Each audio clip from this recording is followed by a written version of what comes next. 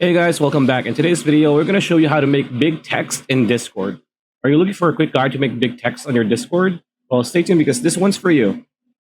All right, so we are now in a Discord with another person. This is actually my other old account. So if you type hi, right, so for example, it's just going to be the normal Discord size, right? So how do you make your text bigger?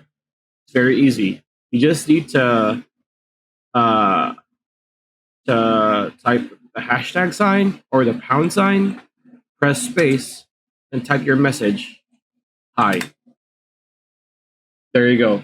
It's big. If you want to make it smaller, double pound. Hi.